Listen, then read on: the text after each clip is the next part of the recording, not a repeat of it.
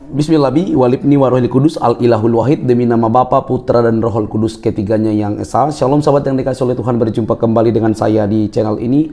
Terima kasih telah mendukung perkembangan channel ini dengan cara subscribe, memberi like, sehingga video dari channel ini direkomendasikan oleh YouTube untuk menjangkau banyak orang. Teman-teman juga boleh memberikan komentar yang cerdas yang berkaitan dengan video yang saya upload, dan dukung saya dengan cara men-share video dari channel ini di berbagai media teman-teman, sehingga ada banyak orang yang mendapatkan informasi kebenaran yang disampaikan melalui channel ini. Tuhan memberkati kita. Sahabat yang dikasih oleh Tuhan, ada banyak netizen, mungkin juga rekan-rekan umat muslim, mengatakan bahwa sang apologetik ini membenci Islam, membenci muslim, seperti itu.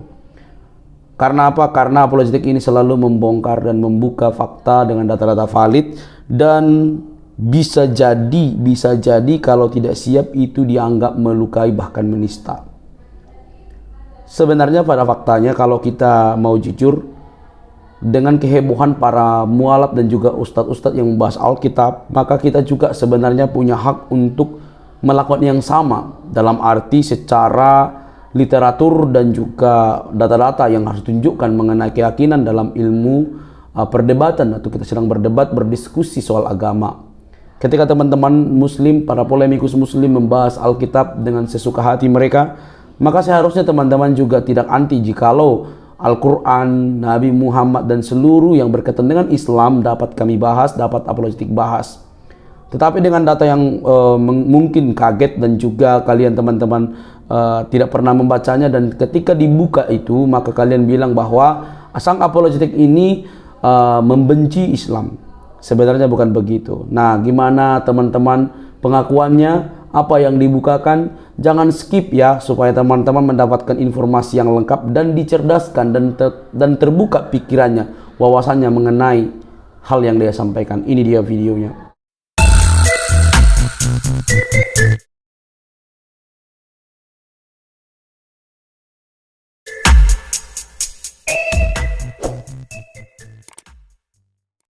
Yang lain ya, kecuali memang di dalam kelas apologetika saya mereka suka sekali dengan logo ini, jadi mereka bikin logonya macam-macam gitu ya, is okay gitu ya. Tapi kalau muslim nggak boleh.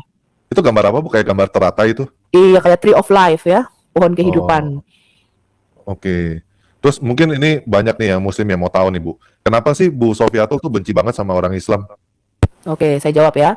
Saya nggak pernah benci sama Islam. Yang saya tentang adalah ajarannya. Kalau muslimnya sama seperti kita dulu. Ya, jadi jangan salah, kita harus bisa membedakan antara ajaran Islam dengan orangnya. Nah, kenapa dalam debat kadang-kadang tensinya naik? Karena ketika sudah kita kasih di depan, contohnya surat 65 ayat 4, pedofilia. Bagaimana di surat 65 ayat 4, pakai Quran aja, itu boleh menikahi anak-anak yang belum menstruasi, menceraikan. Surat At-Talaq ya, surat 65 ayat 4. Dan itu jelas, Anda bisa baca di tafsir, Anda baca aja di sini, Quranmu udah jelas. Boleh menikahi anak-anak yang belum mendapatkan menstruasi karena mereka masih terlalu kecil, terlalu muda, dan masa idahnya 3 bulan. Dan kalau Anda baca semua tafsir, bahkan saya bisa perlihatkan fatwanya, itu diizinkan. Makanya pernikahan di bawah umur itu sudah biasa di dalam agama Islam. Ya, ada fatwanya. Ya, fatwanya nomor 90 berapa ya? 30941 kalau saya nggak salah. Itu sering-sering sekali saya bahas juga bersamaan dengan Kiamat ya di TikTok. Dan Kiamat selalu mengangkat hal ini. Tapi udah dikasih di depan ini, dikasih fatwanya, dikasih keputusan ulamanya, masih aja bantah. Nah, itu yang kadang-kadang saya tensinya naik gitu loh. Gak jujur, ngerti gak sih maksud gue? Kan gue udah bilang, gue paling gak suka satu orang bego, yang kedua orang pembohong. Gitu. Ini salah satu contoh nih. Dan ketika kita bicara surat At-Talaq ayat 4 ini, ya, mengenai masa pernikahan dengan anak-anak itu loh, itu baca kan, begitu pula perempuan-perempuan yang tidak haid dalam kurung belum dewasa, ya nggak? Yep. Itu bukan saya yang bikin, dan ini banyak loh teman-teman yang di TikTok ketika kita mengenai masalah ini, mereka nggak ngerti loh. Nggak ada itu dalam Quran, nggak mungkin. Kenapa? Karena mereka dibiasakan membaca bahasa Arab tanpa tahu artinya. Betul banget. Nggak penting tahu artinya, penting dihafal kan? Iya, jadi ngotot, gitu. Padahal yang dihafalin beginian. Yang dihafalin begituan, ya, pernikahan di bawah umur. Saya bukan hanya bisa tunjukkan dari sini, ya, saya bisa tunjukkan dari semua tafsir kalau Anda nggak percaya. Saya bisa tunjukkan fatwa ulamamu bahwa pernikahan yang direkomendasikan umurnya 3 bulan. Itu baik Sunni maupun Syiah. Oh iya, jadi ingat itu tuh apa? Yang perempuan kalau misalnya lakinya udah mati 4 tahun masih bisa dianggap ini di Bukan mana 4 itu ya? tahun, 12 tahun. 4 Dan tahun itu, masih. iya, bahkan dari ulama-ulama ada pernyataannya, walaupun videonya bahasa Arab. Lah ini masalahnya, kalian nggak bisa bahasa Arab. Hmm. Bahwa setelah suaminya meninggal 4 tahun yang lalu pun, jika wanita ini mengaku hamil dari suaminya Hmm. itu tidak dianggap berzina. Gara-gara itu kan, gara-gara Abdullah 4 tahun setelah itu baru lahir kan. Iya, karena Muhammad 4 tahun setelah bapaknya mati baru lahir. Heeh. Itu di mana ya Bu ya fatwanya Bu? Saya belum pernah ketemu tuh. Ada fatwanya. Oke, nanti di sharing ya. Boleh. Itu menarik. Ada fatwanya. Ya, direkomendasikan umur 3 bulan, bayangin. Walaupun umur sehari pun kalau, dan bahkan di dalam hadis itu dikatakan kalau dia membiarkan anak-anak perempuan yang kecil itu mendapatkan menstruasi di rumah suami itu jauh lebih baik, dan ayahnya pasti masuk surga. Jadi sang orang tua daripada bayi perempuan ini, ya, kalau dia mau menikahkan anaknya sebelum dia menstruasi masih kecil, itu orang tuanya dijamin surga. Ya, ini pembahasan khusus, ini aku cuma sekilas saja kan, kita lagi nggak bahas ini gitu loh. Iya. Memang surganya tetangga sebelah 17 tahun ke atas ya teman-teman. Anak-anak di bawah 17 tahun nggak boleh dengar tuh. Oke. Terus ada juga yang misalnya mereka kan klaim, katakanlah misalnya Quran itu satu tidak berubah, ya kan? Klaim Oh itu udah mereka. sering banget itu tiap hari tuh. Tiap hari ya? Tiap hari dia ngomong begitu. Iya. Oke. Nah, ini masalahnya gini Bu, kadang-kadang teman-teman kita ini masih tidak bisa membedakan antara misalnya gini, kita mengkritik ajarannya sama kita benci orangnya tuh mereka nggak bisa ngebedain. Kadang-kadang begitu. Itu kenyataan realita gitu. Jadi itu seperti sebuah identity ya, sebuah identitas buat mereka. Misalnya buat mereka gini loh, kayak istilahnya kita bilang bapak lu itu maling dulunya gitu. Misalnya kita ngomong begitu. Jadi buat dia itu bukan masalah benar apa enggak bapak gue maling, tapi itu bapak gue gitu. Lo kayak gitu lo menghina bapak gue. Ngerti gak Bu? Bukan masalah itunya, masalah identitasnya gitu. Nah, ini yang mungkin kita mesti kadang-kadang kita mesti ngobrol ya, maksudnya benarkah itu identitasmu gitu? Benarkah itu nabimu gitu? Emang nabimu itu bisa apa gitu kan? Itu bukan benar-benar nabimu sebenarnya. Nah, itu kadang-kadang kita pasti ngobrol sama mereka begitu gitu. Untuk nge-breakthrough. Soalnya kadang-kadang kayak begini, ya itu. Jadi kita ngomongin ke mereka, kita kan kasih tahu apa adanya kan, kenyataan. Sesuatu yang sebenarnya mereka sendiri nggak tahu. Ini kan sebenarnya kan banyak kan mereka cuma hafalin doang, tapi mereka nggak tahu kan apa yang dihafalin kan. Tapi bagi mereka ini identity gitu, identitas. Kalau kita bilang, lu tuh ajaran agama lo tuh ngajarin pedofilia lo, ini buktinya nih begini gitu. Misalnya nih kita ngomong begitu, yang ada di otak mereka tuh bukannya istilahnya mikir apa yang benar apa yang salah, yang di dalam otak mereka yang nomor satu adalah lu menghina keluarga agama gue gitu. Nah itu problem lo Bu, problematika di sini gitu. Maksudnya itu yang kadang-kadang saya juga bersyukur juga kayaknya di sini kita mesti lebih hati-hati ngomong gitu ya, mesti lebih mikir lagi gimana cara ngomongnya supaya mereka ngerti. Iya, jadi kita harus membedakan antara Islam dengan Muslim ya. Muslim itu apalagi mereka yang berbahasa non Arab ya, Muslim Turki katakan. Mereka kayaknya kalau ngebela Islam mati-matian, tapi saya punya beberapa teman orang Turki aja nggak bisa bahasa Arab. Orang Turki, masa sih? Oh iya, dan mereka nggak ngerti artinya di dalam Quran. Bahkan bahkan di TikTok itu ya beredar video mereka sembahyang aja tuh nggak ngerti loh, 5 waktu tuh sembahyangnya apa aja. Jadi sebenarnya orang-orang Turki itu mereka sekuler. Ya, cuman kayaknya sih bungkusnya kalau orang Turki pasti Arab gitu. Kayak misalnya ada punya mindset begitu teman-teman. Kalau orang Amerika pasti Kristen. Ngerti nggak? Begitu lihat orang Amerika, dari mana? Lu ngebayangnya udah ini mesti negara Kristen. Enggak. Di sini pemerintah tidak membolehkan ada embel-embel agama bahkan. Mereka nggak membantu sama sekali kalau di Indo kan. Kalau lu embel-embelnya agama Islam organisasinya dibantu. Di sini nggak ada. Nggak boleh. Di sini harus netral. Tidak berdasarkan agama lagi bahkan di Amerika ini. Jadi beda ya teman-teman ya. Jadi gambaran Anda dengan kenyataannya itu sangat berbeda. Contohnya orang Indonesia yang katanya negara Islam terbesar. Saya juga dulu pikirannya, wah Muslim ini rajin, bener nggak? Anak-anak Indo, katakan orang-orang Kristen kan cuma sekolah minggu doang, paling sekolah minggu juga cuma nyanyi-nyanyi. Tapi lihat tuh orang Muslim tiap hari belajar ngaji. Gue mikirnya dulu mereka nih luar biasa sekali loh ya. Tapi setelah saya mempelajari Islam dan saya berdiskusi dengan orang Muslim, saya baru tahu ternyata memang betul 85% Muslim Indonesia nggak ngerti bahasa Arab. Jadi mereka itu cuma kalau mereka bahkan ya saya pernah diskusi satu di tempatnya Pak Bom di Sholat TBM 2. Ibu belajar Islam berapa lama? 4 tahun. Saya bilang ini tahun kelima saya mempelajari Islam. Saya 40 tahun, Bu. Saya bukakan satu ayat di dalam Quran. Baca ini, kamu jelaskan sama saya artinya. Saya bilang gitu kan? Arti ayat ini apa di dalam? Satu ayat aja. Dia bilang, aduh 40 tahun saya baru tahu ada ayat ini dalam Quran. Coba bayangin. Jawabannya bikin shock gak sih? Dia bilang, saya baru tahu Bu ada ayat ini dalam Quran. Lalu 40 tahun tuh ngapain aja gitu loh maksud gue. Eh, Jadi kalau bahkan ya ketika di TikTok nih ke surat 654 beberapa muslim protes nggak mungkin saya bilang, tapi ada juga yang dengar rendah hati begini, oke Bu, saya akan cek ya, betul nggak? Apakah informasi, saya bilang saya hanya memberikan informasi, saya bilang sama muslim ketika saya misalnya kita bicara Islamologi lah atau sesuatu ini, lu jangan percaya kata gue gitu loh, lu cek lagi apakah yang informasi yang saya sampaikan ini benar apa enggak. Dan beberapa yang masuk ke channel YouTube saya, mereka memberikan komentar. Pertama saya memang marah gitu. Tapi lama-lama saya cek gitu loh. Lu tahu gak sih kayak di Christian Prince, pertama dia angry, tapi ketika dia cek emang begitu, memang betul. Iya. Lu cocokin aja gitu loh sama kata ulamamu, apa kata tafsirmu, apa kata hadismu.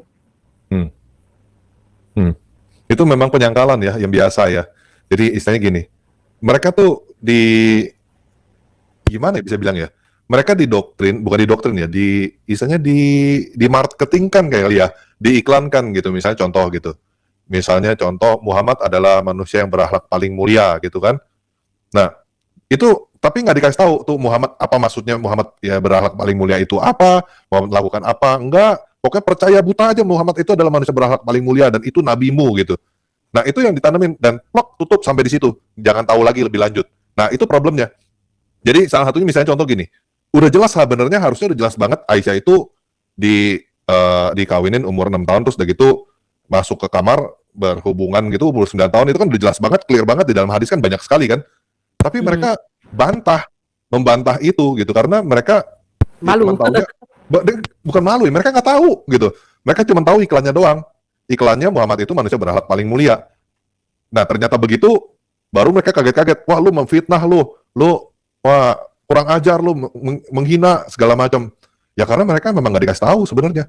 Dan itu penyangkalan yang misalnya ya padanya memang begitu ya, banyak penyangkalan yang nggak bisa terima ya bahwa itu yang kenyataan gitu, dan itu sebenarnya ya bukan yang berakhlak paling mulia, banyak orang yang berakhlak lebih mulia kali kan.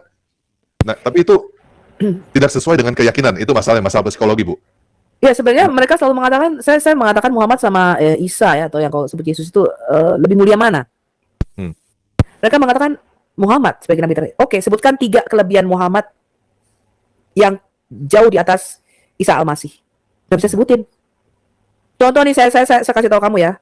Kalau kita bandingkan Isa dengan Yesus, saya bilang Isa lahir kudus, tidak lahir dari air mani hina. Coba Muhammad apa kelebihannya dibanding Isa? Isa nggak di dalam Quranmu anak yang suci, tidak pernah disentuh setan sejak lahirnya, hidup kudus, betul? Nah, sekarang kemuliaan nabimu yang lebih tinggi daripada Isa apa? Bikin mukjizat bisa nggak? Iya Bu, Muhammad mukjizatnya apa? Waktu dia di goa, itu di luar goanya ada sarang laba-laba Bu. Mereka nggak bisa sebutkan sama sekali loh kelebihan. Jadi mereka punya mindset bahwa Muhammad itu lebih mulia gitu kan dibanding Yesus kan? Oke, saya bilang, saya challenge kamu sebutkan 3 hal. Ya, contohnya Yesus bikin mujizat, menyembuhkan orang sakit kusta, mencelikkan mata orang buta, pokoknya itulah ya mujizat. Nabimu bisa nggak bikin itu? Membelah bulan Bu. Membelah duren atau membelah bulan, Bu? Membelah duren. Kalau belah duren saya sering, Bu. Muhammad memang diberikan kelebihan, yaitu dia dalam hal seksual mempunyai kekuatan 40 kali lipat lebih daripada laki-laki lain, ya kan? Itu menghina atau muji, Bu? Memuji dong, Tata Ragi. Kamu nggak mungkin bisa.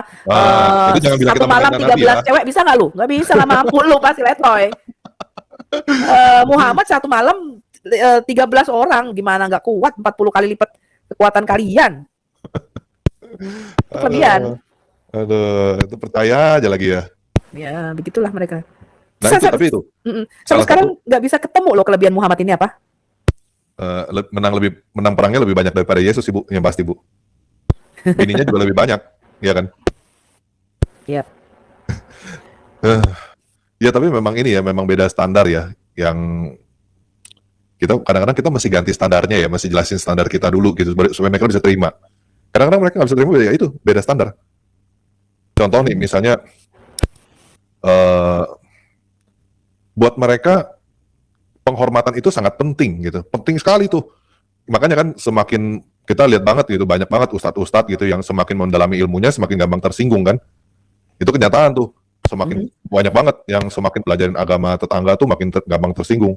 Ya karena memang mereka punya nilai value untuk menilai sesuatu tuh dari dihormati apa enggak. Berbeda sama kita. Nah itu yang kita mesti kadang-kadang kita mesti ngajarin juga tentang itu, tentang psikologinya juga. Terus jadi Bu Sofia tuh bener nih nggak benci sama Islam, Bu? Nggak benci sama orang Islam. Saya benci Islam, tapi saya tidak benci Muslim. Pak, buktinya apa nggak benci Muslim, Bu? Lah buktinya saya menginjili mereka. Saya membukakan sesuatu yang benar. Kayaknya saya berkali-kali ngomong sama Muslim. Kita melakukan, jadi gini loh, kita itu sudah mendapatkan visi dari Tuhan ya. Saya buka-buka rahasia resep dapur sedikit. Ya. Apa yang saya lakukan, ya, itu adalah membongkar mindset yang sudah didoktrinkan. Saya tahu itu mindset udah kental banget di otak kalian, doktrin Islamnya. Anda nggak akan bisa menerima Yesus Kristus seutuhnya kalau rumah lamanya ini nggak dibongkar dulu, diobrak-abrik dulu rumahnya. Kenapa? Karena jalan pikirannya itu sudah meleset jauh, ya. Dan Anda itu ketika dibukakan, makanya kayak misalnya Christian Prince, ya, one of my fans ya, saya ngefans sama dia. Kenapa? Karena dia nggak akan mau bicara Alkitab kepada orang Muslim selama dia rumah lamanya ini nggak dibongkar dulu. Betul. Nggak akan bisa masuk, ya nggak nyambung. Menyambung. Ya, ketika kamu masih memakai pikiranmu Islam bahwa Allah Bapa gitu kan, mereka bilang, kenapa kamu nggak menyembah Bapa saja? Lah emang Bapa yang di dalam Alkitab itu Allahmu, Allah SWT-mu, ngerti nggak? Kalau SWT nggak bisa punya anak, jadi udah pasti bukan bapak kan? Iya. Nah ini loh kenapa? Karena mereka membaca Alkitab dari sudut pandang Quran. Saya ketika membaca Quran, saya tinggalin dulu, saya copot dulu nih kekristenan saya. Saya pengen memahami bagaimana sih, gini loh. Contoh nih. Kenapa sih selalu mereka mengatakan Yesus itu anak Allah? Ya, mereka keberatan dengan istilah anak Allah karena memang di dalam surat Al-Ikhlas, ya, di dalam maksud mereka Allah itu tidak beranak dan tidak diperanakkan. Ini Anda harus tahu latar belakang pertanyaan Muslim. Jadi ketika kita menjawab mereka, kita harus tahu psikologinya mereka. Latar belakang kenapa? Karena itu didoktrinkan di dalam otak mereka sehingga muncul pertanyaan itu gitu loh, ngerti nggak? Bukan pertanyaannya yang kita acknowledge, tapi background kenapa mereka kok bisa tanya begitu gitu loh. Dan pertanyaannya itu copy paste, betul? Di mana? Gini loh, mereka selalu bertanya. Contoh ya, pertanyaan klasik, makanya tanpa lagi nggak mau berdebat kenapa. Contoh, di mana di dalam Alkitab Yesus mengatakan akulah Tuhan, sembahlah aku, betul nggak? Karena apa mereka muncul pertanyaan itu? Karena didoktrinkan di dalam otak mereka, ya, Tuhan itu satu kayak hidung kita. Mereka itu nggak bisa grasp, karena mereka itu kehilangan kitab Taurat, kitab Injil, dan kitab Mazmur. Saya selalu membuat satu analogi begini tanpa lagi. Ibarat kamu nonton episode film, katakanlah apa ya, Game of Thrones, ya, atau drama Korea, drakor misalnya. Ada 10 episode, lu nonton episode 10-nya aja, kira-kira lu tahu jalan ceritanya nggak? Ya harusnya sih enggak ya. Nggak ngerti, gue aja kalau masuk ke tengah-tengah, gue mesti tanya sama tadi gimana sih kok bisa tiba-tiba ini yang ini mau bunuh ini misalnya, atau ini terjadi peperangan. Benar nggak? Karena kita nontonnya episode terakhir. Kalian bayangin bahwa Muslim itu harus percaya kepada kitabullah, betul?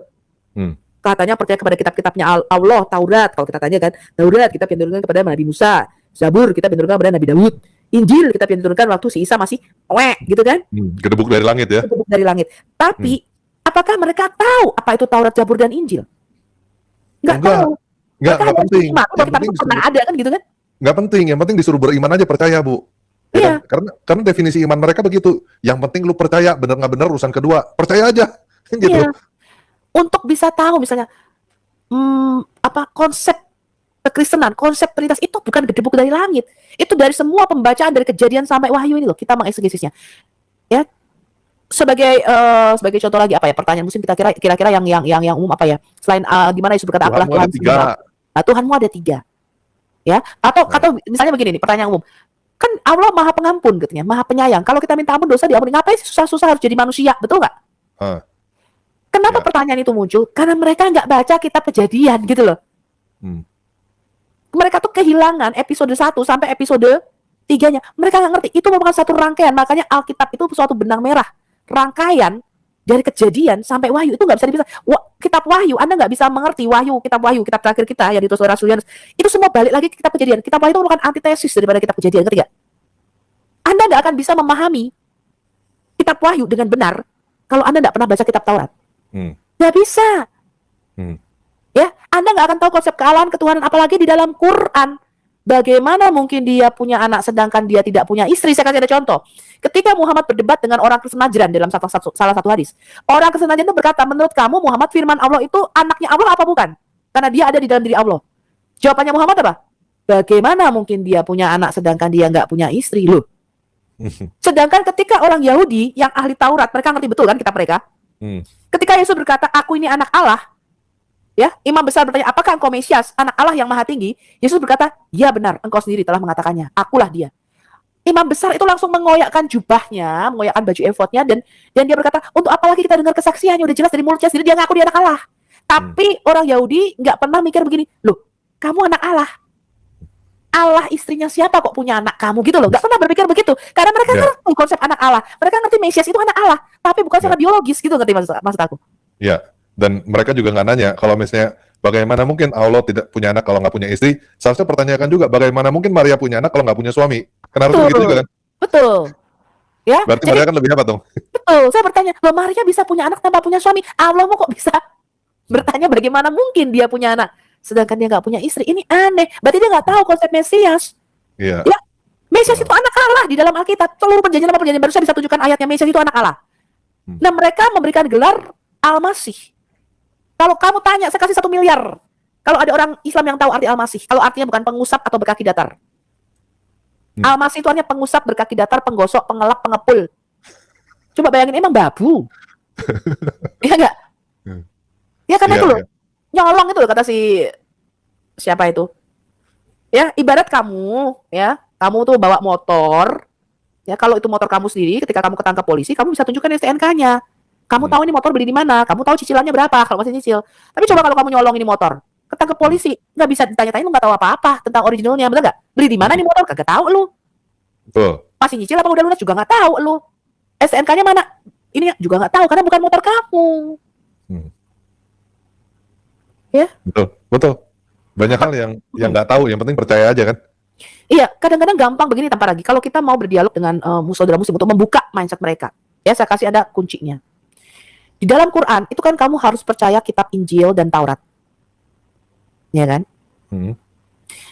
Saya tanya, Taurat itu yang memberikan kitab siapa? Allah. Injil Allah juga. Oke, saya tanya, kalau Quran itu artinya apa Quran? Quran itu bacaan. Kalian tanya sama seluruh muslim, kalau mereka nggak jawab, pasti mereka jawabnya Quran itu bacaan, betul? Kayak koran itu loh, koran, permen. Sudah sore korannya 2.000 gitu loh kalau di Indonesia. Koran itu bacaan loh, kayak koran Kompas. Ya, itu ketahuan Bu Sofiatul umur berapa tuh ketahuan tuh. Anak zaman sekarang nggak tahu koran Bu, udah nggak zaman. Oh nggak zaman ya koran ya. Udah nggak zaman. Loh, koran elektronik kan ada. Koran itu memang artinya bacaan teman-teman. Ya koran Kompas itu nih bacaan. Ya bacaan kayak koran di Indonesia pasti Tribun, Kompas itu koran kayak koran tuh loh. Koran itu memang artinya bacaan. Nah, mereka akan menjawab artinya bacaan. Tapi kalau kita tanya apa arti Injil? Saya kasih ada 1 miliar kalau jawabannya muslim bukan ini. Kitab yang diberikan kepada Nabi Isa. Kalau jawabannya beda ini saya kasih ada 1 miliar. 1000% muslim akan menjawab itu, betul? Ya, karena Bu Sofiatul ngomong begitu banyak yang bilang bukan. Baru 1 miliar. Iya, itu didokterin. Padahal Injil itu bukan itu. Injil itu artinya kabar baik, betul? Betul. Sekarang saya tanya sama muslim. Injil itu dari kata euangelion, kemudian jadi wanggil ya. Pak lihat tuh tempatnya Pak Bambang Dorseno bagus banget. Jadi Injil bahasa Arabnya diserap. Bahasa serapan itu bukan bahasa Arab. Kalau ada kabar baik, apa kabar buruknya? Ya kan, kenapa Tuhan memberikan kabar baik? Kenapa Tuhan memberikan Injil? Karena ada kabar buruk. Tanya aja sama muslim kabar buruknya apa? Apa tuh? Sekarang aku tanya, kabar yang paling buruk yang bisa kamu terima ketika ada orang telepon. Tanpa lagi. Kamu duitnya hilang, kabar buruk ya? Kamu terima telepon dari cewekmu misalnya, diputusin, kabar buruk kan? Tapi kabarnya paling buruk apa? Aku tanya sama kamu. Apa mati paling ya? Atau masuk Mati, neraka? ada saudaramu mati, orang tua mati. Itu kabar terburuk, betul nggak? Kabar terburuk itu kematian. Tapi ketika saya ngomong begini, ada orang-orang di sini bilang, enggak juga Bu, ada beberapa orang yang ketika memang saya pengen dia mati, itu bukan kabar buruk buat saya. Malah itu kabar baik. Kabar baik itu Bu. Aduh, ketika saya bilang kabar buruk kematian, enggak juga dia bilang gitu. Ada beberapa orang yang ketika saya dengar dia mati, saya seneng gitu. Bukan kabar buruk buat saya. Nah, kematian, tapi ada yang lebih buruk dari kematian. Apa itu? Coba tambah lagi. Apa? Masuk neraka? Ya. Surah Maryam ayat 71. Setelah kamu mati, Uclim, RT 6, ya. Coba apa tuh kabar yang terburuk di dalam Quran, coba. Ini saya pernah bahas secara khusus loh. Bahkan orang sampai kan? apa? Dikasih kepastian kan, ketetapan kan? Ini saya pernah bahas secara khusus surat Maryam ayat 71 di dalam hadis dalam ini. Bahkan orang sampai nggak bisa tertawa karena mereka mendengar surah Maryam 71 ini. Tidak ada seorang pun di antaramu yang tidak kok melewatinya. Nah, ini akan masuk ke dalamnya. Ini memang sudah dibangun jembatannya sama Quran Kemenak. Harusnya kamu pakai yang lama. Iya. Ya. Jadi Quran Kemenak ini, jadi Indonesia ini sudah membangun jembatan Shirathul Mustaqim, bukan melewatinya ya. Heeh. Ya saya membahas Nah, khusus mengenai masuk surah Maryam, harusnya. tapi memasukinya. Masuk. Tidak ada seorang pun dari kamu yang tidak memasukinya, yaitu neraka. Dan hal itu adalah suatu kepastian bagi Tuhan. Heeh. Kita lihat yang lain ya. Ini dari Sindo. Cuman Kemenak tahun lalu sudah membangun jembatan Shirathul Mustaqim gitu loh ya. Ya Allah lupa kayaknya taruh itu tuh. Allah lupa bikin. Nah, ini Nah, kan. ini Quran apa nih kok? Bener. Ini Sindo. Kadang-kadang Sindo bener juga. News. Ini ya surat Maryam ayat 71 ya. Dan tidak ada seorang pun di antara kamu yang tidak mendatanginya neraka. Hal itu bagi Tuhanmu adalah suatu apa? Kepastian. Ketentuan. Ketentuan sudah ditambah. Ini saya pelajari khusus ayat ini. Hadisnya ya, dan semua pandangan ulama tentang surah Maryam ini, semuanya termasuk pandangan Ibn Abbas, harus masuk neraka, tidak tahu kapan keluarnya. Cuman supaya tidak terlalu takut sama Kemenak, sudah dibangunkan jembatan gitu loh ya. Betul. Supaya nggak terlalu takut ya. Saya cuma bilang begini, tambah lagi. Apakah dari neraka ke surga itu kayak nyebrang jembatan dari Mall CP ke Taman Anggrek? Saya tanya. Ya katanya mereka sih begitu ya, melewati Shirathul Mustaqim kan, rambut yang Qiblat 7. Mereka, ya kan? Mereka punya kepercayaan kan itu kan Shirathul Mustaqim. Mereka nggak tahu kan sebenarnya itu artinya itu tuh mustahil artinya. Iya betul, artinya mustahil. Sorry tadi ketutup aku nggak dengar suaramu. Iya. Banyak kan ini Bu, mereka bilang baca dong ayat 72-nya gitu. Bisa kasih komentar Bu buat ayat 72-nya Bu? Ya, ayat 72-nya mereka yang bertakwa katanya dikeluarkan gitu kan. Dan ditinggalkan. Ini namanya dicuci dulu kan gitu kan. Di neraka katanya seperti itu. Mungkin nggak neraka itu bisa membersihkan kita dari dosa? Nggak bisa Ya. tuh ya. Saya kemarin sih ngomong gini Bu, yang pertama nih ya. Ini kan dibilangnya kan kami menyelamatkan orang-orang yang bertakwa dan membiarkan orang-orang yang zalim di dalam neraka dalam keadaan berlutut. Ya kan dalam keadaan berlutut kan, yang zalim kan. Berarti yang bertakwa itu kemungkinan berdiri atau tiduran. Betul nggak? Nggak, maksudnya gini dia, yang bertakwa itu dikeluarkan dari neraka ini, yang zolim ditinggalkan dengan berlutut gitu loh maksudnya dia. Iya berlutut kan di dalam neraka kan yang zalim. Kan nggak bilang menyelamatkan, nggak bilang keluar dari neraka di sini. Nggak, yang zalim menyelamatkan doang. Ya mungkin aja cuma disuruh berdiri gitu kan, lumayan kan berdiri dalam neraka. Kalau nggak tiduran dalam neraka kan juga udah berbeda tuh sama yang zalim tuh. Yang zalim berlutut, yang bertakwa ya berdiri, kalau nggak jalan-jalan lah gitu di dalam neraka. Bisa jadi kan nggak dibilang keluar di sini. Ya, sekarang ayat ini tuh sama sekali nggak masuk akal ya, bahwa mereka akan keluar dari neraka. Saya kasih Anda contohnya ya Muslim, supaya Anda bisa berpikir. Kalau memang kamu bisa melakukan penebusan dosa atau pencucian dosa ya dengan cara dimasukkan dalam neraka, kamu masih harus ke padang mahsyar, masih harus ditimbang-timbang, masih harus melewati jembatan Shirathul Mustaqim, ya. Kalau kamu memang benar-benar bisa suci masuk surga dengan cara apa digosongin dulu neraka, nggak perlu ada timbangan. Nggak perlu ada buku amal, langsung masuk surga, betul nggak? Yang penting lu kuat aja tahan panas. Ya nggak sih? Iya, dan juga seharusnya mereka berpikir gini loh, kalau misalnya di neraka itu sementara, kenapa nggak berpikir bahwa nanti jangan-jangan di surga juga sementara? Loh, di surga memang sementara. Nanti itu mereka akan musnah semua, tau nggak lu? Malaikat bahkan bisa mati, tinggallah wajahnya Allah. Kayak Angry Bird kata si Abdul Somad. Berarti nggak ada gunanya juga dong Mas? Nggak ada gunanya. Memang dalam konsep mereka nanti semua yang di surga itu bakal mati. Jadi malaikat mati, lu percaya nggak sih dalam konsep iblis aja bisa dicabut nyawanya sama malaikat malu, iblis lo bisa mati. Jadi ini setelah mereka nyemplung dulu, kalau tadi kan dibantu sedikit dibangunin jembatan kan di atas itu kan sama Kemenak ya dibangunin jembatan ya, supaya dipanggang kan di atasnya kan. Ini kan supaya dipanggang tuh kayak sate gitu kan, di atasnya api. Terus udah gitu setelah itu diselamatkan gitu kan, ceritanya anggaplah masuk surga lah sebentar. Setelah itu dibinasakan kecuali wajahnya Allah gitu ya. Iya, jadi masuk surga pun percuma kan, nanti pasti akan dibinasakan. Iya. Benar-benar. Ini pun mereka ngeles terus, tau nggak, mendatangi itu bukan berarti memasuki, Bu Sofi, kayak gitu. Ya kalau saya jawabnya gini Bu, ya udah kalau gitu selamat datang di neraka. Kan mendatangi kan. Welcome to hell. Selamat datang kan. Kalau nggak mendatangi ya terserah, nggak apa-apa. Yang penting selamat datang aja ke neraka.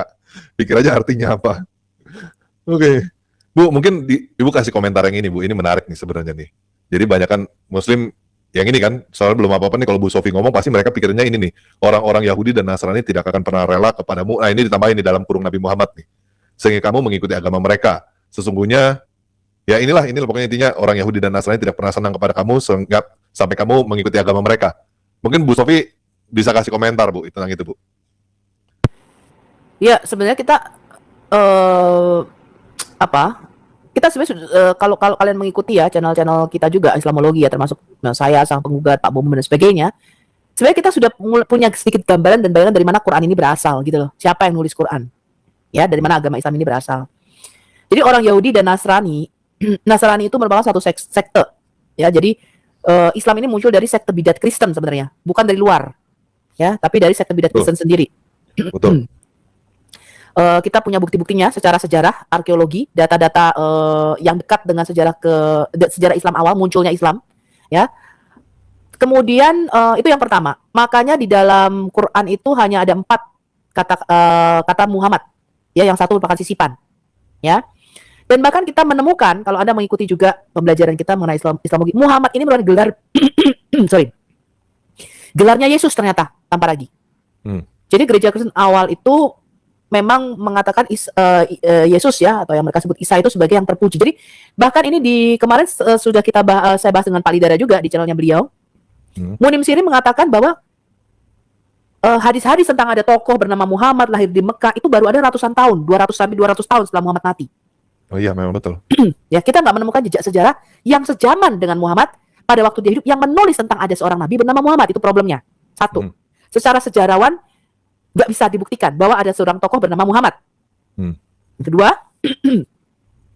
kalau kita lihat kemunculan Islam ya, kedua, yang terekspos sekte Kristen yang masuk ke sana itu antara lain ada 3 sekte Kristen yang membesarkan agama Islam ini. Nasrani, sekte Yakobi, dan satu lagi itu saya lupa.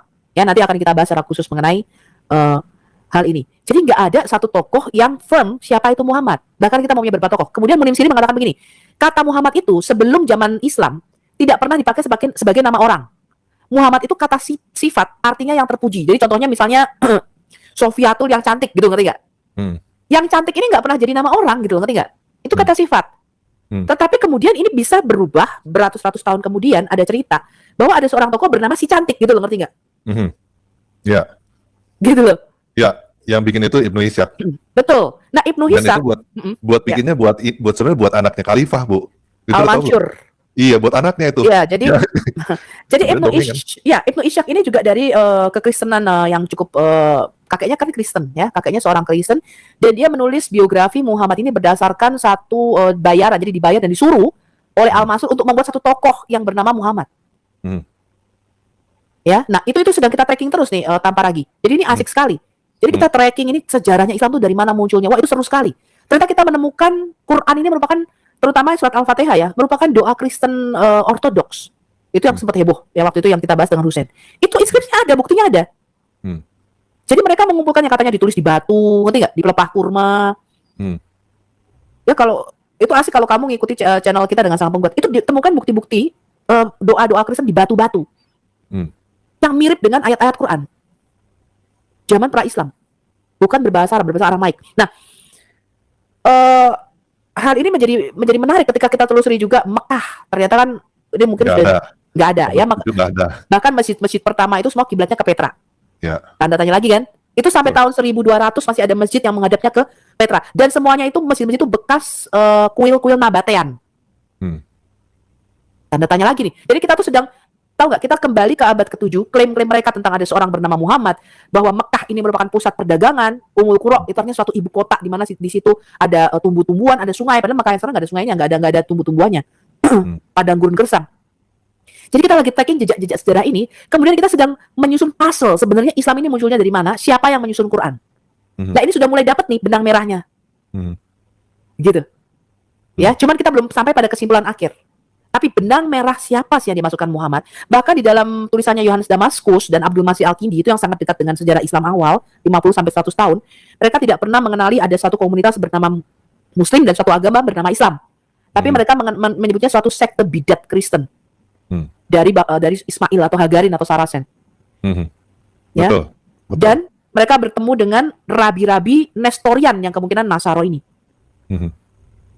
Ya. Nah, itulah jadi kita menelusuri jejak-jejak itu, dan dari tulisannya Yohanes Damaskus itu sangat penting sekali ya, itu data sejarah yang luar biasa ya. Kita sedang nyusun nih puzzle-nya ini, tapi belum sampai pada kesimpulan akhir, tapi sudah bisa melihat benang merahnya. Dari mana Islam ini? Dan lucunya teman-teman ya, saya barusan ini tadi ke satu gereja yang sudah dibangun tahun 1900-an awal. Itu bentuknya kubah, kayak kubah masjid itu loh. Namanya The Dome. Jadi bentuk-bentuk kubah yang mereka klaim ini masjid dan sebagainya itu sebenarnya gereja semua. Iya, itu kan dari Kristen memang Iya. sebenarnya. Dari Kristen yang mereka ambil kan. Betul. Jadi lucu ya, kita makin menemukan benang-benang merah ini karena sejarah, arkeologi dan sebagainya. Mekah itu baru ada abad keempat. Ya, itu bisa kita buktikan secara sejarah dan arkeologi. Oh, abad keempat bukan kali, Bu. Abad keempat belum ada kali. Belum ada, Bu.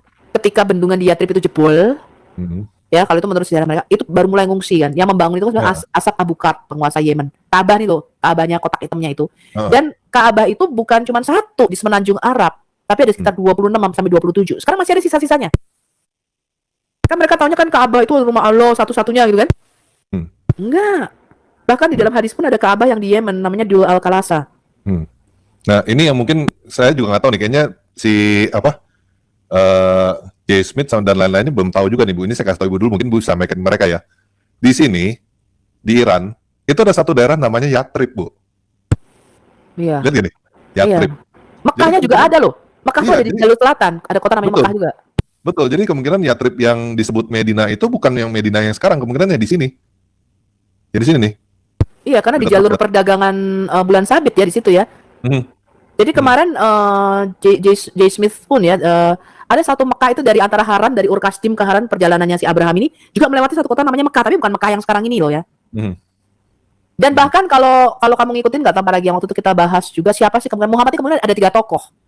Umayyah bin Abi Salt, terus kemudian ada seorang namanya siapa ya, Umar atau siapa itu dari kerajaan Hira. Jadi kerajaan Hira itu bukan satu gua Hira ya, yang mereka klaim sekarang ada gua gitu. Enggak, tapi memang makanya penulis-penulis hadis itu semuanya orang Irak, betul nggak sih? Orang Irak. Aneh nggak sih ini benang merahnya? Mencurigation. Kalau saya sih curigation ya.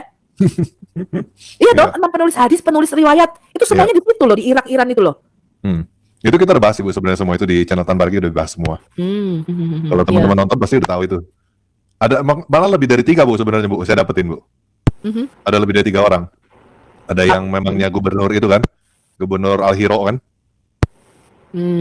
Gubernur Al-Hiro kan sebenarnya di sini nih, di daerah sini. Jadi Al-Hiro itu bukan gua Hiro ya, kemungkinan ya? Bukan. Sebuah provinsi. Sebuah kota di daerah Kuwait sini nih. Seseorang dari kerajaan Hira nih, waduh. Yang mengaku mendapatkan kitab. Dan kebetulan ternyata memang si Umar ini yang katanya masih keturunan Yahudi juga mendapatkan kitab dari seorang yang bernama Jibril.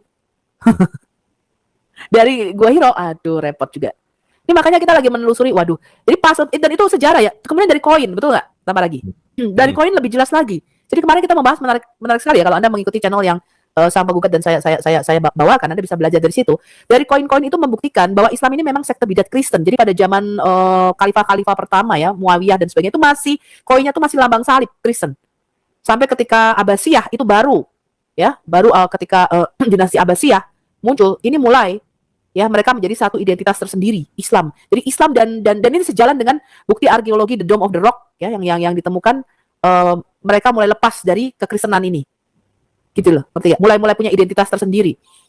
Tapi jejak-jejaknya itu nggak bisa dihindari. Sebelum itu masih ada lagi, Bu. Mereka punya koin-koin itu koin-koin Sasanid, Bu, sebenarnya, Bu. Ya itu bukan langsung ke Islam, dari salib itu juga nggak langsung ke Islam, ke Sasanid dulu pakai bulan bintang. Iya. Berarti Islam ini nggak langsung muncul, ya kan? Memang benar-benar itu si Ibnu Ishaq itu yang bikin biografi Muhammad itu. Bikin cerita ya. Betul. Ngarang cerita itu buat anak-anaknya khalifah.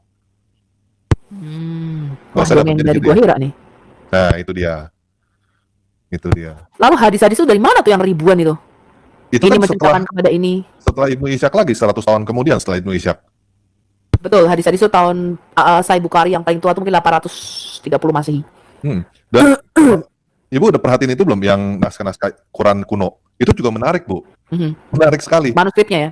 Manuskrip. Yang pertama yang menarik nih, namanya Quran Birmingham. Itu 2 lembar. Dan kalau misalnya kita lihat dia punya carbon dating ya.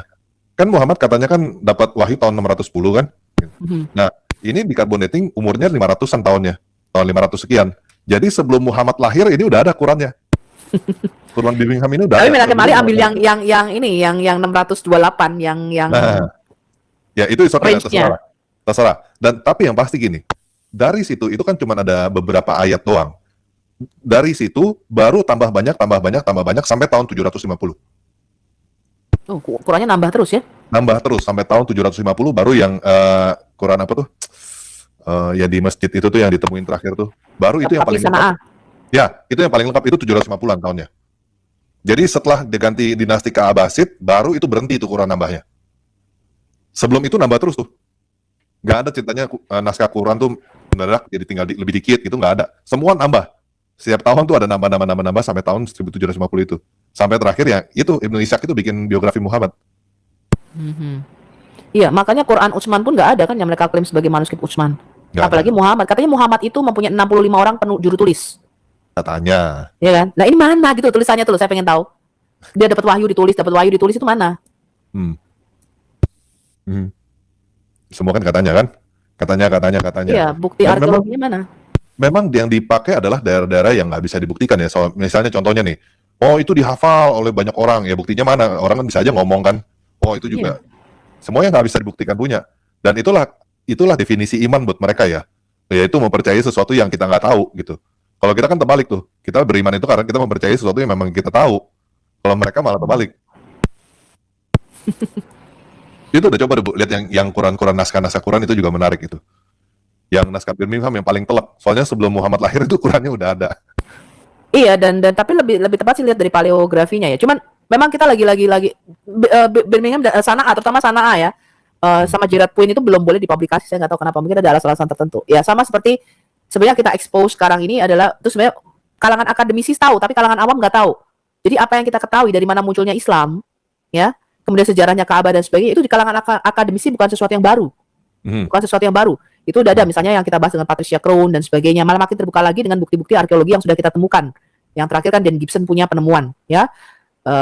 Yang lagi kita bahas juga di channel kita bersama dengan WFM adalah dengan Daniel Brubaker ya tentang perubahan-perubahan di dalam manuskrip Quran aslinya. Jadi ada penambahan-penambahan, ada penyisipan di dalam manuskrip Quran, ya. Itu jelas sekali. Ya, bahwa Quran yang mereka punya ini bahwa mereka klaim kamilah yang menurunkan Quran dan kamilah yang menjaganya, kemudian sampai alhamdulillah ya setitik-setitik komanya, selafaz-lafaznya, suara-suaranya nggak berubah, itu nggak benar ya, itu hanya orang awam yang ngomong gitu ya.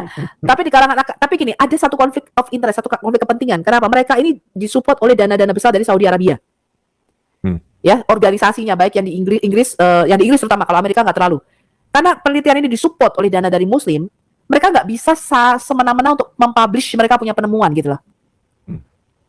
Ya, nah itulah yang ini, bahkan bagus sekali kalau Anda ngikuti salah satu channelnya namanya Thomas Alexander ya, itu dia dari Inara School yang ada di Jerman. Ya, mereka itu sudah menelusuri dari mana Islam ini muncul dan mereka mendapatkan satu konklusi. Ya, konklusi yang cukup bagus. Siapa penulisnya aja mereka bisa tahu dari kelompok mana mereka yang nulis, dan mereka melakukan penelitian ini objektif juga dilakukan terhadap Alkitab. Ya, jadi kelompok Inara School yang ada di Jerman, ya Anda bisa cek juga, mereka melakukan penelitian dan mereka punya data-data buktinya.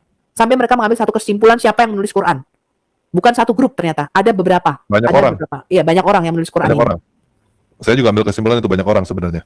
Betul, karena nggak sama gitu loh, antara beberapa ayat dengan kisah yang sama tuh ceritanya bisa kontradiksi dan beda. Ini jelas yang menulis adalah orang yang berbeda atau kelompok orang yang berbeda, bisa jadi. Ya, nah itu yang sedang menarik yang saya pelajari. Jadi kita membuktikan membongkar Islam bukan dari sisi iman, bukan kita gontok-gontokan soal iman. Ya lu percaya ada seseorang bernama Allah itu suka-suka lu, ya. Ada nabi bernama Muhammad. Tetapi yang kita bicarakan ini data, fakta, kita cocokin nama klaim gitu loh. Kamu klaim, kita cocokin nama fakta. Kita cocokin sama sejarah dan arkeologi. Cocok gak ini klaim kamu gitu loh. Nah, saya rasa kita hanya bisa membongkar kultus Islam dengan bukti sejarah dan arkeologi, karena itu mereka lemah di situ. Makanya Mekah itu nggak pernah boleh bisa di evakuasi ya, maksudnya nggak boleh. Seperti Israel sekarang ini kan terus ya dilakukan penggalian situs-situs arkeologi, ya bahkan ditemukan lebih banyak lagi mendukung loh. Bukti-bukti Alkitab terowongan Hizkia ditemukan, koin-koin yang pada zaman Daud itu rajanya siapa aja ditemukan semua, terbuka. Kenapa? Karena memang kebenaran nggak ada yang ditutupi. Tapi Mekah nggak boleh, ya. Karena memang nggak ada bukti arkeologi. Nggak ada bukti arkeologinya masalahnya gitu loh. Bahkan kemarin yang kita bongkar bahwa sumur Zam-Zam itu dia ternyata destilasi sulingan dari air laut ya, dengan menggunakan teknologi dari 2 perusahaan Amerika dan 1 perusahaan Kanada. Ada pipanya di itu. Ngerti nggak? Jadi yang dibawa, ini air Zam-Zam loh dari tanah ini yang bisa ini begini. Itu ternyata air laut teman-teman ya, yang disuling dengan menggunakan teknologi orang kafir ya.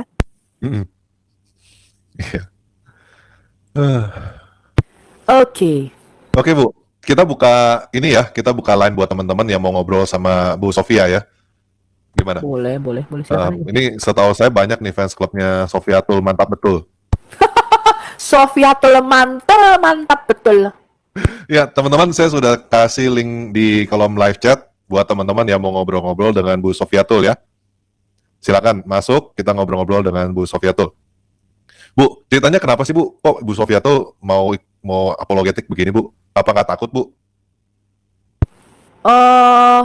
Takut tidak ya, resiko pasti ada ya. Tapi saya memikirkan, bukan saya yang saya pikirkan, tapi di belakang saya masih punya keluarga, ya. Saya masih punya banyak hal, sehingga saya harus cerdik, ya. Kan Tuhan berkata, tulus seperti merpati, cerdik seperti ular. Saya nggak bego gitu loh, ya. Jadi ketika saya berapologet, latar belakangnya adalah pertama, gereja nggak pernah mengajarkan tentang Islamologi, ya. Apalagi ngebahas Quran, apalagi memberikan gambaran kepada kita siapa itu Muhammad, ya. Kemudian saya tertarik, kenapa sih orang kok bisa dari Kristen itu berpindah jadi Muslim gitu ya. Katakanlah misalnya dulu sebagai contohnya Agustan yang begitu berapi-api, dia katanya dulu pendeta ya, kemudian siapa Tuhani Kristianto dan sebagainya, katanya ngaku dulu ya pendeta GBI dan sebagainya. Padahal saya mengalami begini loh, ketika saya menjadi Kristen, Tuhan Yesus itu luar biasa, karena kita punya hubungan pribadi, kita mengenal siapa yang kita sembah. Kok bisa itu menjadi Islam? Kemudian saya tertarik bahwa pengetahuan kita tentang Islam itu sangat-sangat dangkal. Saya sebelum 4 tahun lalu, tahun kita mungkin 2020-an awal lah, akhir 2019 lah ya, saya tidak tahu apa-apa loh tentang Islam. Saya tidak tahu ajarannya, saya tidak tahu siapa itu Muhammad, ya, 16 hak istimewa Muhammad, ya, saya nggak tahu tentang itu. Saya nggak tahu bahwa di dalam surat 65 ayat 4 itu membolehkan menikahi anak kecil, yaitu pedofil, itu saya nggak tahu. Ya, jadi saya nggak tahu apa-apa tentang Islam. Nah, saya tertarik untuk mendidik orang Kristen. Anda harus tahu sebelum Anda membuat satu keputusan. Ya, sama seperti ketika Anda memutuskan untuk mengikuti Yesus, menerima Dia sebagai Tuhan dan Juru Selamat, itu keputusanmu. Kita cuman menabur benih. Ya kan? Saya nggak bisa paksa orang untuk beriman. Iman itu benih yang Tuhan taruh di dalam hati kita. Yang menumbuhkan itu Tuhan, tapi menabur bagian kita. Ya, kita yang nabur. Yang menumbuhkan Tuhan. Kalau orang tidak dididik, ya, kemudian saya tergelitik juga. Misalnya contoh nih, kesaksian-kesaksian yang masuk jadi mualaf. Bu Sofi tahu nggak kenapa saya jadi mualaf dari Kristen? Kenapa? Karena Tuhan itu satu, Bu. Lu yang ngomong Tuhan itu 1000 siapa? Saya bilang. Saya bingung, kamu di gereja mana ya yang dulu mengajarkan Tuhan itu lebih dari satu. Kemudian kamu lihat kan videonya Tere Pardede yang saya juga respon waktu itu. Kalau Yesus Tuhan, kepada siapakah Yesus berdoa, kan gitu.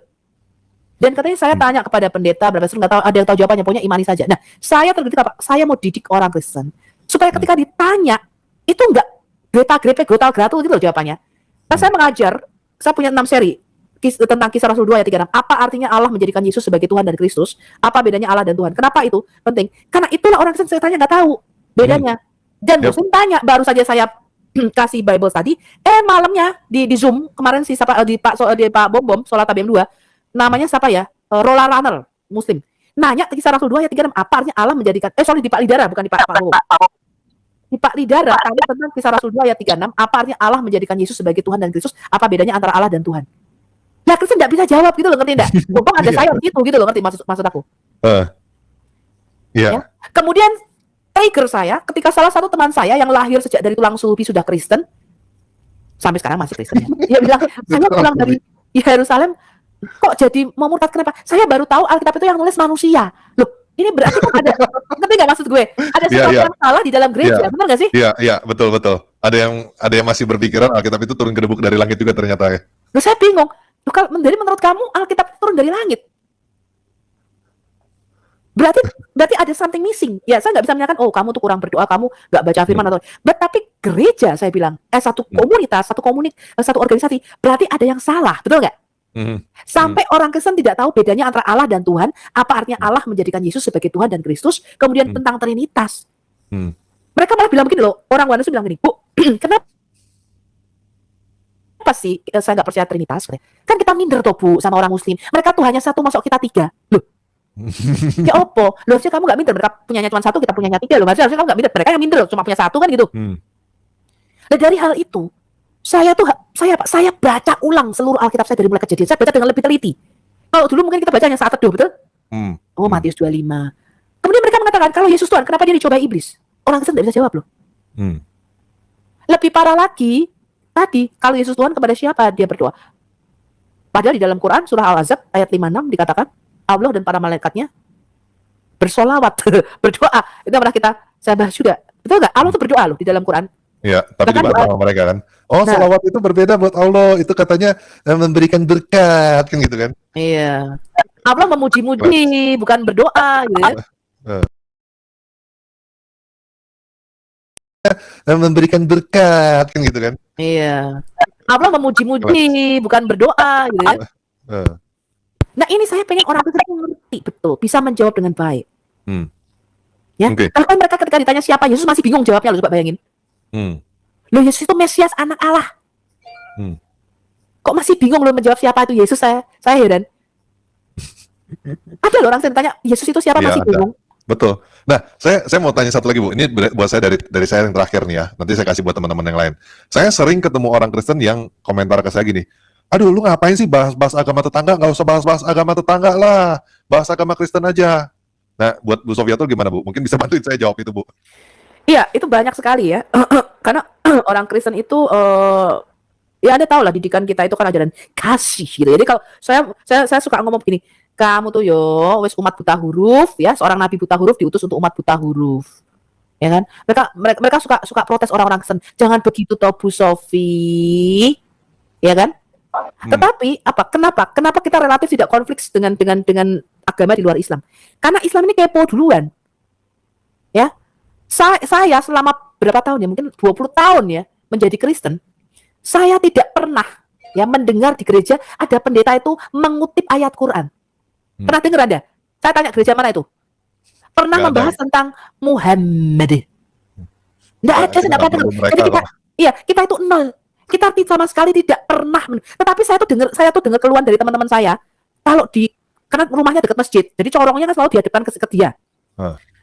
Kamu tahu nggak, Sof, aku sampai nggak betah loh ini. Kenapa? Waduh, kalau khotbah itu Sof, kafir lah, beginilah, pokoknya nyinggung terus agama.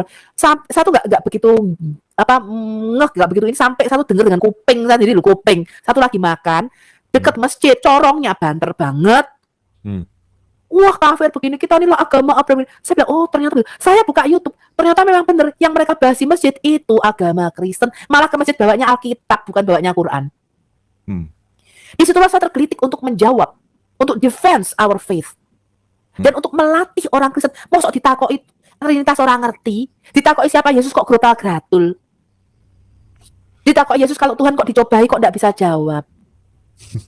Ya toh, mosok toh, ya toh, kayak gitu kok nggak bisa menjawab. Nah, itulah saya mau orang Kristen itu cerdas dan pintar. Ya, itulah kenapa kita relatif berdebat dengan Islam, karena mereka yang kepo duluan. Nah, ketika kita berdialog, ya kalau Anda tidak boleh membahas Islam, Anda itu sama saja maju perang tanpa senjata, teman-teman. Contoh ketika ditanya Yesus berdoa. Tapi tahukah Anda bahwa di dalam Quran dan di dalam hadis, Allah itu sembahyang, Allah itu sholat, saya kasih tahu Anda. Bahkan ketika Muhammad mati, Allah melakukan sholat mayat. Allah itu berdoa, bukan hanya untuk Muhammad, Allah itu berdoa untuk orang-orang mukmin di dalam Quran. Nah, di mana tuh, Bu? Kasih lihat, Bu. Ya, ada surah Al-Ahzab. Pokoknya ada di surah Al-Ahzab ayat 56 dan tetapi yang paling parah adalah kalau Anda buka Quran Kemenak sekarang ini ya. Itu tafsirnya semua menggunakan Alkitab loh. Betul enggak? Menggunakan Alkitab. Maksudnya? Mereka mengutip Yohanes, Yesaya. Oh. Ngerti enggak, teman-teman? Tapi dipelintir. Oh iya. Coba Anda klik kalau Anda nggak percaya. Seingat saya surah 5 ayat 72, banyak sekali lah. Bahkan Tawarik, bayangin. Mereka nggak kenal kitab Tawarik, kok bisa ngutip Tawarik. Bahkan ada satu ayat yang lengkap dikutip Matius, Markus, Lukas, Yohanes. Loh, katanya kitab tulisan manusia, Matius, Markus, Lukas, Yohanes. Yang saya pernah kasih video surat terbuka kepada Kemenak gitu loh. Tambah lagi. Waktu saya debat. Ini semua ngutip tuh. Semuanya tuh ngutip ayat-ayat Alkitab. Dipelintir. Bahkan mereka mengatakan Yudas Iskariot yang disalib. Nggak, kurang ajar. Loh, maksud saya kalau kamu nggak mau dicubit, jangan nyubit gitu loh, ngerti nggak? Saya ketika berdebat, mereka kalah debat dengan saya. Mereka cuma bilang gini, kamu nggak berhak ngutip-ngutip Al-Quran karena kamu tidak percaya. Tapi saya berhak ngutip-ngutip Alkitabmu karena di dalam Quran kami dikatakan kami harus percaya kepada kitab bulu. Loh, kok kurang ajar? Gitu kan? Jadi kamu boleh ngata-ngatain kitab saya, bahas-bahas kitab orang. Saya nggak boleh membongkar Quranmu, kitab Amburadul ini. Saya bilang jangan begitu, kawan. Kalau nggak mau dicubit, jangan nyubit. Saya bilang bisa nggak kamu stop? Jangan bicara tentang Alkitab. Kamu beritakan aja 16 hak istimewa nabimu. Baik teman-teman yang dikasih oleh Tuhan, kita sudah menyimak dengan baik apa yang disampaikan di dalam perdiskusian ini ya. teman-teman mungkin sudah menyimak di channel-channel lain, tetapi saya berharap teman-teman boleh mengulas kembali dan memetik poin-poin yang sangat baik untuk dipahami sebagai penambahan wawasan baik Islam dan Kristen. Karena hanya bukan Islam saja yang ia sampaikan, tapi juga Kristen yang tidak memahami Alkitabnya sendiri, lalu menjadi mualaf, dan mereka ketika mualaf langsung membahas Alkitab sesuka hati mereka, dan datanglah kita kan untuk membahas mereka dan meruskan pemahaman mereka. Karena ada banyak orang Kristen teman-teman yang tidak memahami, bahkan tidak bisa menjawab tentang tuduhan-tuduhan yang bersoal Alkitab, kekristenan, dan keimanan kekristenan secara keseluruhan, sehingga mereka mudah saja digoyahkan oleh orang-orang yang bertanya. Misalnya gini, apa yang ditanyakan oleh guru daripada polemikus Muslim mulai dari Ahmad Deedat, Zakir Naik, itu sama semua sampai sekarang dan sampai mungkin nanti. Di mana di dalam Alkitab bahwa Yesus mengaku bahwa dirinya Tuhan sembahlah aku. Ini pertanyaan basi sebenarnya. Pertanyaan yang sudah terjawab, tapi orang yang tidak mempunyai ilmu agak tinggi sedikit, dia nggak mungkin memahaminya. Atau kalau ada orang yang tidak memahami itu dan tidak memahami Alkitab dengan baik, maka dia tidak akan pernah mengerti kenapa kok Yesus tidak memunculkan hal itu secara langsung istilahnya. Kalau memang teman-teman tidak mengerti, garis bawah ya, kalau teman-teman memang tidak menemukan di dalam Alkitab pengakuan itu, maka teman-teman yang nggak ngerti kenapa seperti itu. Kalau orang Kristen dapat menjawab itu dengan baik, ya, sebenarnya tidak perlu pengakuan. Karena dari perbuatan-perbuatan Yesus menunjukkan dia Allah. Itulah sebabnya dia teman-teman disalibkan. Dan itu karena orang-orang Yahudi dan orang ahli-ahli Taurat waktu itu menuduh dia. Karena Yesus menyamakan dirinya dengan Allah. Karena emang dia Allah. Jadi dari perbuatan-perbuatannya itu orang sudah tahu bahwa dia Allah. Dia Tuhan. Jadi sehingga orang-orang yang mengikuti dia pasti menyembahnya, memuji dia begitu. Jadi tidak perlu, nah ini saya katakan nih, tanda kutip, tidak perlu Yesus mengakui akulah Tuhan sembahlah aku. Tidak perlu. Karena akan semua orang bisa berkata, aku Tuhan sembahlah aku, apakah kalian mau menyembah saya? Kan begitu. Tidak perlu Yesus ngomong begitu. Tapi dari perbuatannya, dari kehidupannya, dari seluruh apa yang dilakukan selama di dunia, membuat ahli Taurat, orang-orang Farisi itu mengetahui. Bahkan ketika non-Yahudi, misalnya para raja-raja Romawi waktu itu, heran begitu. Heran ketika mengatakan, kamu yang mengatakan itu, kata Yesus kepada mereka. Artinya dia menerima, tidak menolak. Bahkan ketika Rasul pun berkata, engkau Tuhan, Yesus tidak pernah, oh jangan sebut aku Tuhan, aku bukan Tuhan begitu. Aku bukan Allah. Dia menerima dengan baik. Jadi tidak perlu seperti orang yang kehilangan identitas seperti itu. Nah, itu orang-orang Kristen.